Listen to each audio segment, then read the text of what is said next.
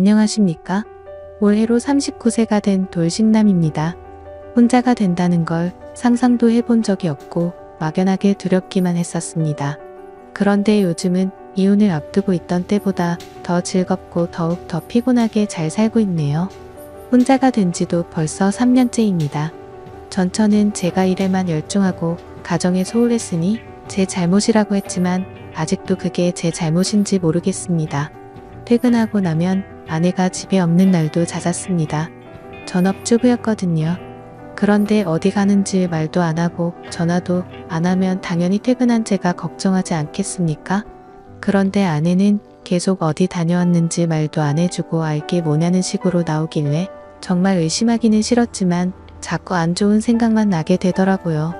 그때쯤 아내는 한동안 안 하던 화장도 다시 하고 그랬거든요. 시간을 들여 알아보니 아내는 제 예상대로 저 말고 다른 사람을 만나고 있었네요. 그것도 한 명이 아니고 둘씩이나 말입니다. 다행히 기책 사유가 아내에게 있었기에 제가 위자료 하나 물어줄 필요는 없었습니다. 둘 사이에 자식도 없었고 갈라선 뒤에는 따로 고민할 필요가 없었습니다. 하지만 그 정신적 충격은 정말 오래 가더라고요. 집에 퇴근하면 혼자가 된 외로움보다 더 견디기 힘들었던 건 집안 구석구석 그대로 남아있는 아내의 흔적 때문이었습니다. 분명 우리도 서로 사랑한 날이 있었을 텐데 어디서부터 잘못된 건지 알팡도가 전혀 없었지요. 결혼했으니 두 사람 행복하게 잘 살아보자고 그렇게 열심히 일을 했는데 그 목표가 사라지니 뭘 해야 할지 모르겠더라고요. 횡하고 한계까지 도는 외로운 집구석보다 더 힘들었던 건 주변에서 저를 걱정한답시고 안부를 물어오는 사람들이었습니다. 잊을 만할래 치면 저한테 괜찮냐 마음 정리는 다 된 거냐 물어오는 사람들이 참 가식적이게 느껴지기까지 했습니다. 그래서 잘 다니고 있던 회사마저 그만두게 되었습니다. 가끔씩 숨이 턱턱 막혀오고 그러는 게 공황 발작까지 오게 되니 정말 아무것도 못하겠더라고요. 그리고 결국에는 둘이서 시작한 집까지 팔아버리게 되었습니다. 외로움을 더 느끼고 싶지도 않고 아내의 흔적도 한 번에 날려버릴 계획이었어요. 불행 중 다행인지 10년에 가까운 세월이 지난 지금의 집값이 무지막지하게 올랐더군요. 집값이 오른 게 내 집만 오른 게 아니다 보니 결국 그 집을 판다고 한들 더 좋은 집에 갈 수 있는 상황은 아니었습니다. 그래도 한동안은 일 같은 거 하지 않아도 충분히 놀고 먹을 만큼의 시세 차익을 얻을 수가 있었네요. 부모님도 뭐하러 서울 바닥에 붙어 있냐고 직장도 그만뒀으면 그냥 고향으로 돌아오라고 하셨지만 그래도 혹시나 싶어서 몇 년간은 더 지내보자 싶었습니다. 어차피 별 볼 일 없으면 다시 고향으로 내려갈 것이고 그 사이에 시세 차익으로 돈을 벌어봐야 얼마나 벌겠냐는 생각이 들었어요. 그리고 혼자서 집안일하고 청소하고 하는 것도 귀찮으니 넓은 집은 구할 필요가 없겠더라고요. 그래서 그냥 적당한 위치에다가 원룸 월세방을 구하게 되었습니다. 아파트에 비하면 아내와 제가 쓰던 안방만도 못한 사이즈의 원룸이었지만 마음마름은 오히려 치유되는 느낌이 들어서 참 좋았네요. 혼자 살게 되면서 편한 점도 많았지만 가장 불편했던 건 바로 식사였습니다. 그래도 전처가 밥 하나만큼은 잘 차려줬거든요. 그때는 인스턴트 같은 건 생각도 못하고 집밥을 먹었는데 지금은 인스턴트가 거의 주식이 되어버렸습니다. 대부분의 식사는 편의점 도시락으로 때우거나 전자레인지로 데우기만 하면 되는 즉석식품들 위주로만 식사를 챙겨 먹게 되었어요. 사실 처음에는 장도 봐오고 폐인 같이 살지 않으려 노력했습니다. 그런데 아무래도 혼자 지내다 보니 식재료 같은 건 또 너무 많이 남더라고요. 한 끼만 먹으면 되는데 재료는 뭐 그렇게 많이 남는지 그렇다고 조금밖에 사지 않으니 그건 또 밥해 먹을 때마다 장 보러 왔다 갔다 하는 게 참 힘들었네요. 큰 맘 먹고 상다리 휘어지게 차려도 혼자 먹는 건 기분도 안 나고 친구들을 부르자니 친구들도 다 가정이 있는지라 좀처럼 쉽게 나오지 못하더라고요. 먹는 게 참 중요한 것이 맨날 똑같은 편의점 음식만 먹다 보니 나중에 가면 편의점 근처에만 가도 속이 더부룩하고 물리더라고요. 애초에 집까지 팔아치우고 혼자 지내게 된 게 아내가 떠났다고 해서 폐인같이 지내지 말고 잘 지내보자고 그런 건데 오히려 무기력함은 그때보다 더 강하게 저를 괴롭히기 시작했습니다. 그나마 편의점 도시락 중에 반찬 구성이 가장 괜찮은 게 있어서 그걸 자주 먹었는데 그날은 편의점에 갔는데 제가 매번 먹는 그게 없더라고요. 다른 건 다 튀김에 느끼한 것들 위주라서 다른 편의점에 뭐라도 있나 찾으러 가봐야겠다 싶어서 발걸음을 옮겼습니다. 그렇게 다음 편의점에 다다르기 전에 길목에 있는 김밥집에 눈이 돌아가더라고요. 동네에 하나씩 있는 그런 김밥집입니다. 김밥으로 시작해서 각종 분식류의 식사류까지 수많은 메뉴들을 취급하는 그런 가게요. 편의점 도시락에 비하면 2배 가까이 되는 금액이기는 하지만 또 언제까지 도시락만 먹겠나 하는 생각이 들어서 큰맘 먹고 가게 안으로 들어갔습니다. 대학 시절부터 전처와 연애하던 시절 결혼 후부터 회사 생활을 하는 지금까지 여태까지 밖에 나가서 혼자 밥을 먹어본 적이 없었습니다. 상상도 해본 적이 없었는데 김밥 가게 안에 들어가니 저 말고도 혼자서 식사를 하는 사람이 여럿 있더라고요. 아침 드라마에서 여주인공의 철없는 친구나 친척 정도로 나올 법한 애매하게 이쁘장한 아줌마가 저에게 반갑게 인사를 해주며 맞아주더라고요. 제 기억 속에는 보통 김밥 가게 아줌마들은 빨리빨리 하면서 성질이 급하고 퉁명스러운 그런 이미지였는데 그 여자만큼은 조금 달랐습니다. 활짝 미소 지으면서 반겨주는 모습에 저까지 다 기분이 좋더라고요. 오랜만에 친절한 미녀를 봐서 그런가 자꾸 신경이 쓰이더라고요. 그녀 말고도 다른 아줌마들도 많았습니다. 김밥 주문받고 김밥 말아주는 아줌마부터 주방에서 새빨갛게 익어서 음식하시는 아줌마도 있었는데 뭐 그러다 보니 그녀의 미모가 한층 더 돋보이기도 했지요. 저 말고도 다른 손님들한테도 사근사근 인사하면서 물은 셀프라고 써있는데도 물 한 컵씩 새로 받아서 가져다 주는데 그 모습이 참 착하고 친절해 보이더군요. 종이로 된 메뉴판을 저한테 주고 갔는데 이 많은 메뉴가 정말 다 되는 건가 싶을 정도로 종류가 많았습니다. 매번 편의점 도시락만 먹다가 그래도 음식점다운 음식점에 오니까 모든 메뉴가 다 맛있어 보이더라고요. 여기서 하루에 메뉴 하나씩만 사 먹어도 한 달 가까이는 겹치는 거 없이 새로운 음식을 먹겠다는 생각이 드니 왠지 더 입맛이 돌기 시작했습니다. 혼자 식사하는 사람도 많으니 혼자 밥 먹는 꼴이 궁상마저 보이지도 않을 것 같고 무엇보다 저를 반겨준 예쁜 아줌마가 있으니 그녀를 보러라도 매일같이 와야겠다는 생각이 들었어요. 제육덮밥이 참 맛있었는데 전자레인지에 데워 먹던 거랑은 비교가 되지 않더라고요. 매번 편의점 걸 먹을 때마다 좀 더 매웠으면 했는데 여기는 청양고추도 송송 썰어주고 더 맵게 해달라면 맵게 해주니 참 좋았습니다. 땀을 뻘뻘 흘리면서 먹었어요. 저를 반겨준 그 여자는 매주 목요일 일요일 이렇게 이틀을 쉬는 것처럼 보였습니다. 모처럼 먹으러 갔는데 그녀가 없으면 좀 아쉽더라고요. 그래서 일부러 그날은 빼고 그녀가 출근하는 날에만 가서 밥을 먹게 되었습니다. 하루는 또 땀을 뻘뻘 흘리면서 제육덮밥을 먹고 있는데 주방에서 일하시는 아줌마가 밖에 나오더니 저한테 친한 척을 하더라고요. 제가 매번 청양고추 넣어서 해달라고 하는 데다가 매일 같이 와서 같은 걸 먹고 가니까 아줌마도 제가 참 신기했나 봅니다. 저를 청양고추 총각이라고 불렀었는데 저한테 총각은 왜 맨날 혼자서 밥 먹으러 오냐고 물어보더라고요. 그래서 아줌마의 질문에 제가 총각은 맞는데 얼마 전에 반품돼가지고 총각이 된 거라고 그래서 이렇게 혼자 오는 거라고 대답을 했어요. 그 정도면 충분한 대답이 되었을 거라 생각했습니다. 그러자 아줌마가 생긴 게 어려 보여서 여족 총각인 줄 알았다면서 우리 막내도 반품돼서 처녀인데 둘이 하면 잘하겠다고 하면서 저와 그녀를 약간 핑크미 분위기로 몰아가더라고요. 그녀는 앞서 말한 대로 상당한 미인이었습니다.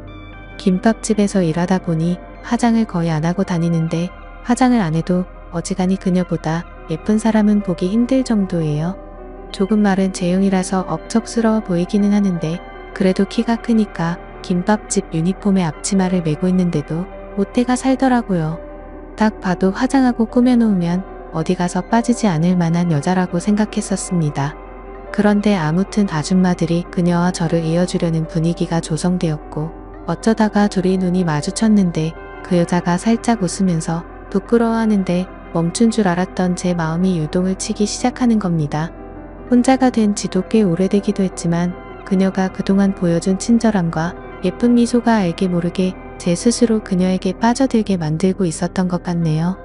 나중에 알고 보니 아줌마들은 제가 그녀가 일하는 날만 골라서 오는 걸 눈치채고는 그녀와 저를 애초에 이어줄 생각을 가지고 있었나 봅니다. 다 티가 났었나 봐요. 그래도 둘 다 한번 다녀와 본 사람이라고 그냥 저냥 대화를 나누는데도 그녀와 저 사이에 묘한 공감대가 형성이 되어 있고 대화도 잘 통했습니다. 그 뒤로부터는 제가 식사하러 오면 그녀는 일을 하다 말고 그냥 제 앞에 마주 앉아서 제가 밥 먹는 걸 지켜봐 줬습니다. 반찬이 모자라면 김치와 단무지뿐이지만 새로 가져다 주고 물컵이 비면 물도 채워줬습니다. 저는 점점 그녀에게 빠져들게 되었지요. 그러던 어느 날도 평소처럼 밥을 먹으러 김밥집으로 향하고 있던 날이었습니다. 보통 가게가 통유리로 되어 있잖아요. 그래서 길 건너편에서도 가게 안쪽이 보이는데 그녀가 창가 쪽에 앉아 있더라고요. 괜히 기쁘게 빨리 가야겠다 싶었는데 그녀 맞은편에 저 말고 그녀 또래의 남자가 앉아 있는 겁니다. 그녀의 얼굴에는 미소가 가득 차 있었고 무엇보다 그녀가 마주 앉아 있는 남자의 빗물컵에 물을 채워오는 모습을 보게 된 거죠. 그때 당시 그녀와 저는 묘한 기류가 흐르긴 했지만 아무런 사이도 아니었는데 괜히 그녀가 전처가 제게 그랬던 건 마냥 저를 배신했다는 느낌을 받았습니다. 온몸이 부들부들 떨리고 그 자리에 서 있을 수가 없더라고요. 그렇게 발길을 돌려서 집으로 돌아왔습니다. 그날 이후로 저는 김밥집의 발길을 끊었습니다. 괜히 그 여자와 다시 새로운 삶을 꿈꾸려 했던 제가 다 바보 같다는 생각이 들었어요. 저는 그냥 그녀가 친절하게 대해주는 여타 다른 손님들과 다를 바가 없는 사람이었는데 저만 특별하다고 생각했던 거였으니까요. 하지만 또 편의점 음식을 먹고 싶지가 않더라고요. 그래서 그날 이후로는 번거롭지만 장을 봐서 직접 음식을 해먹기 시작했습니다. 다시 사람답게 살아야겠다 결심을 했었거든요. 편의점 밥만 먹다간 이런 폐인 같은 생활을 청산할 수가 없을 거라고 생각했고 제가 직접 밥을 해먹는 것부터가 새로운 삶을 시작할 준비라고 생각했었습니다. 혼자서 음식을 하고 그 밥을 먹으려니 이미 벌써부터 질리기 시작했습니다. 제가 요리를 잘 못하는 것도 있지만 이미 음식을 하면서 그 과정에 질려서 식욕이 뚝 떨어지더라고요. 제가 음식을 해도 괜찮으니 같이 먹어줄 사람 한 명이라도 있었더라면 하는 생각이 마구마구 들었습니다. 요리 솜씨는 조금 나아졌을지언정 밥 먹는 재미를 점차 잃어가고 있던 어느 날이었습니다. 이 메뉴 저 메뉴 다 해보다가 갑자기 김밥집에서 먹던 제육덮밥이 생각나서 그걸 한번 만들어 먹어볼까 하고 장을 보러 나갔어요. 한참 고기는 어디 부위를 쓰는 게 맞는 건가 하면서 포장된 고기를 보고 있는데 누가 제 등 뒤를 꾹 지르더라고요. 고개를 돌린 곳에는 김밥집의 아름다운 그녀가 제 뒤에 서 있었습니다. 처음 제게 보여줬던 그 미소를 보여주면서 제게 인사를 건넸어요. 요즘 바쁘냐면서 통각에 오지를 않으신다고 무엇이 있는 건 아니냐며 저를 걱정해 주더군요. 전처가 제게 그랬던 것처럼 뻔뻔하게 거짓말을 하고 있는 것 같아서 괜히 화가 났습니다. 사실 그녀가 잘못한 건 아무것도 없는데 그동안의 외로움과 제 과거의 트라우마가 교차하면서 아무 잘못도 없는 그녀에게 화를 내기 시작했죠. 그때 그 남자하고는 잘 돼가고 있냐 빈정거리면서 저 말고도 남자가 많아 보이는데 저까지 신경 쓸 겨리를 있냐고 빈정거렸습니다. 그런데 그녀는 제가 무슨 말을 하는지 전혀 몰라 하더라고요. 오히려 빈정거리는 저를 무시해버려도 되는데 그녀는 오해가 있는 것 같다면서 제가 무슨 말을 하는 건지 모르겠다 하더라고요. 그래서 제가 얼마 전에 가게에서 다른 남자와 마주 앉아서 밥을 먹지 않았냐고 저 말고도 작업 거는 남자가 많은 것 같은데 저는 직업도 없고 아무것도 없는 백수니까 그 번지르를 한 사람하고나 잘 해보라고 말했어요. 그건 제 오해가 맞았습니다. 그녀는 그저 보험 설계사로 찾아온 손님과 이야기를 나눈 것이고 물을 떠다 준 게 아니라 믹스커피 한 잔을 가져다 준 거라고 설명했어요. 그녀는 저 말고는 일하는 시간에 같이 마주 앉아서 식사를 하는 사람은 저밖에 없다고 하는 겁니다. 다른 아줌마들이 저랑 그녀를 이어주기 위해서 그것만큼은 특별히 허락을 해줬던 거라고요. 그리고 그녀도 제가 싫지 않아서 제가 식사할 때면 마주 앉아서 반찬도 가져다 주고 물도 떠주고 한 거였는데 오히려 그녀는 제가 말도 없이 가게를 찾아오지 않아서 자기를 가지고 눈꽃만 생각해서 마음 아파하고 있었다고 하는 겁니다. 그러더니 그녀는 가게에 전화를 걸더라고요. 이만 퇴근해도 되냐고 물어보고는 그 남자랑 같이 있다고 하는 거 보니 저를 만났다고 말하는 것 같았습니다. 잠깐 아줌마들이 음료수가 먹고 싶다고 해서 사러 마트에 온 건데 지금 본대로 퇴근했다고 말하고 오랜만에 둘이 식사나 하러 가자고 하더군요. 그러다 그녀가 카트 가득히 쌓여있는 식재료를 보고는 그러면 그동안 가게에 아도부 혼자서 밥을 해 먹은 거냐고 물어보더라고요. 그래서 그렇다고 말하고 오늘은 사실 제육덮밥을 따라 만들어 먹어보려고 했다고 말을 했어요. 그러자 그녀가 그러면 나가서 괜히 돈 주고 사 먹지 말고 자기가 직접 솜씨를 발휘해 보겠다고 말하고 저도 집에서 가끔 만들어 먹을 수 있게 방법도 알려준다고 하는 겁니다. 그렇게 정신을 차리니까 그녀가 제가 혼자 사는 집까지 따라왔더라고요. 그렇게 반품된 남자와 여자가 서로에게 관심을 가진 채 단 둘밖에 없는 공간에 들어오게 된 겁니다. 이후에는 말하지 않아도 무슨 일이 일어났는지 다 아실 거예요. 비좁아 터진 원룸에서 정말 불같이 눈이 맞아서 서로의 마음을 확인했습니다. 그리고 마치 아내가 된 듯이 그녀는 부엌에서 저를 위해 음식을 만들고 있었습니다. 그 모습은 정말 사진으로 찍어두고 싶을 정도로 보기 좋았어요. 가게에서는 서빙만 하는 줄 알았는데 요리도 곧잘 하더군요. 언제 고기를 뒤집어야 하는지, 불맛을 내려면 언제 어떻게 뒤집고 재료를 언제 넣어야 하는지 이런저런 설명을 해주면서 제가 사온 재료들을 활용해가며 저희 냉장고를 꽉꽉 채워줬습니다. 6가지 음식을 다 해버리고 나니 그녀도 녹초가 돼가지고 제 옆으로 다시 눕더라고요. 정말 둘이 얼마나 녹초가 된 건지 밥 먹을 입맛이라고는 서로 돌지가 않고 그냥 그 자리에서 뻗어버리고 싶은 생각밖에 없었습니다. 그리고 저는 그녀에게 다시 한번 정중하게 사과했습니다.